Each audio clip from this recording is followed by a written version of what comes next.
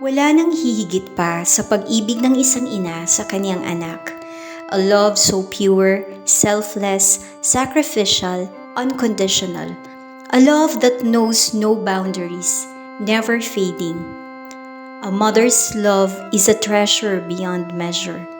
Pabago-bago man ang panahon at maraming pagsubok man ang kinakaharap, pero ang pagmamahal ng isang ina ay nananatili. Gagawin ang lahat, gaano man kahirap, masiguro lang na maalagaan ng mabuti ang anak at mabigyan ng magandang kinabukasan. Hindi matatawaran ang kaniyang sakripisyo at pag-aaruga.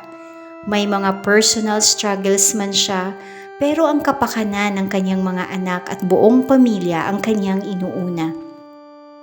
Nag-iisang ina man siya sa buhay ng mga anak, pero marami siyang roles na ginagampanan na di magagawa ng sino man.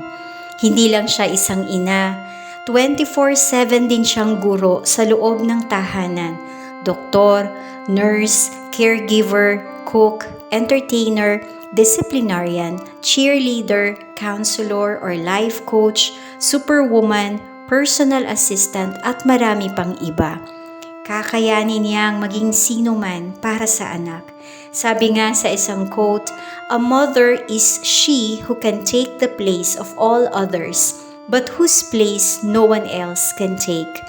Ginagawa niya ang lahat to the best of her ability na walang ini-expect na kapalit, all because of love.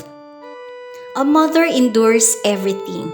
Her strength, courage, and resilience are truly amazing.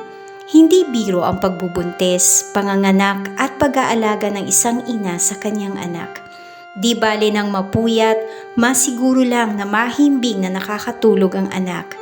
Di baling di mabili ang sariling pangangailangan, mai-provide lang ang pangangailangan ng anak.